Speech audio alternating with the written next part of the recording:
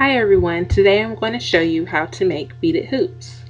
Some things you're going to need in order to get started, first and foremost, is memory wire. You're going to also need flat nose pliers, round nose pliers, wire cutters,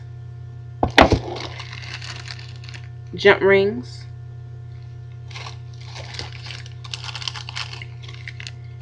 ear wires, and of course, beads. Okay, let's get started. Okay, so I have my beads in a disarray. I just went on and spilled them on the floor. I mean, not on the floor, on the table. And to get started, just need one loop from your memory wire. This is a little tangled. Okay. You just want the end piece to overlap a little bit where you're going to cut. So I'll probably cut around here just to give me some leadway. Okay. Now you have one separate. Okay. So you're just going to want to start beading your hoop. So you can start with whatever bead you want to start with. I think I'm going to begin with the bigger bead and just bead it onto the wire. You can choose any order you like to, any pattern that's going to pick up combinations that I think will look good. And I just do one side and then I go to the other and do the same thing to the other side so it can be good and even. Okay. So they're stringing along. I think this is so fun and soothing and therapeutic at times for me. I love it. It's the best pastime I can ever have chosen to do, in my opinion. Okay, so I'm just looking around right now, seeing what my next combination I want to put on the hoop. So I think I'm going to go with the dark blue because I think that's just so pretty, along with the green. And once again, I'm going to switch sides and go ahead and bead onto the hoop.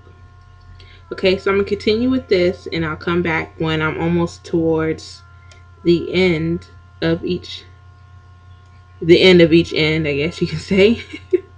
And then I'm going to show you how to close and add the jump ring and the earring wire. Okay, lovely people, so I am back and I have beaded mostly up to each end. I'm going to start with this end and finish off the beading, and then I'll show you how to close it. I don't like beading all the way to the end because, for one thing, you have to bend the wire back anyway and close it, so therefore there's no need to bead all the way up to the end of each end of the wire. Right about now I'll probably just put maybe one or two more beads and then I'll go ahead and show you how to close it. So I'm just going to add two more beads because I like a lot of leadway, because sometimes this memory wire can break if you bend it too hard. So I'm going to go ahead and get my flat nose pliers because I just put the two beads on the end, and I'm just going to take the access wire about halfway. I'm going to go ahead and bend it back so you kind of get like this right here on it. Let me move my fingers so you can see. So you still have some leadway with your beads, so when you bead on the other side you'll have enough room to fit your other beads on the other side, but we're going to focus on this part. And now I'm going to take the round nose pliers and make a loop with this right here,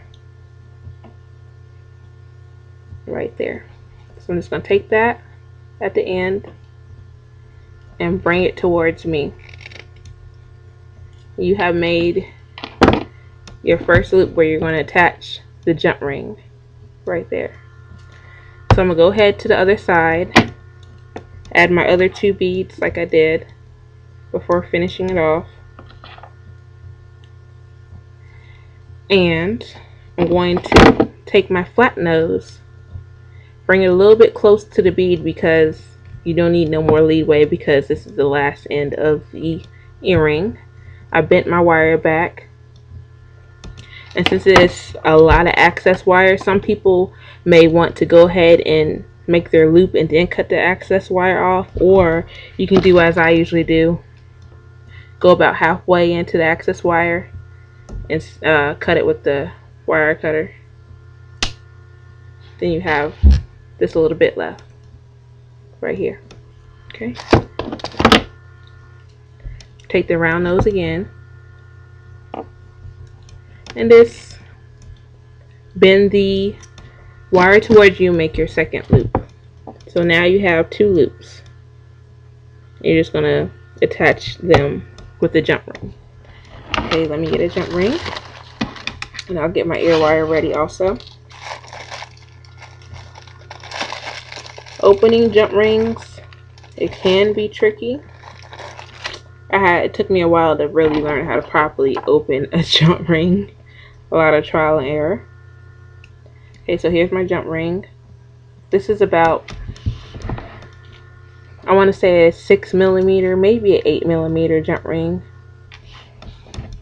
And usually, people usually have jump ring openers or maybe 2 flat nose pliers.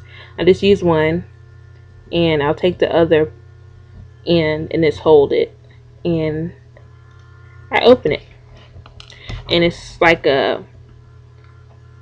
this type of motion that you're doing with the jump ring, pulling one end towards you and the other end of the jump ring where it splits away from you. Okay, so I have my jump ring open. Let me show you how it looks. That is an open jump ring. Okay, so now I'm just going to attach my jump ring to the 2 ends. So this is the first end, second end, and it's on there. And before you close your jump ring, you're going to take your ear wire and the loop at the end right there, you're going to attach that to the jump ring also. Oh, it fell off. Okay, glad I had another one on handy right away. You're going to put that onto the jump ring also, and you're going to close that jump ring back with the flat nose. And there you go. You have a lovely beaded hoop earring that is ready to wear. You can also purchase the earring backs for these wires at the store. I think Walmart might have them. So it is definitely ready to go. And all you have to do is do the other hoop and you have a wonderful accessory to your outfit. Thank you so much for watching, and until next time.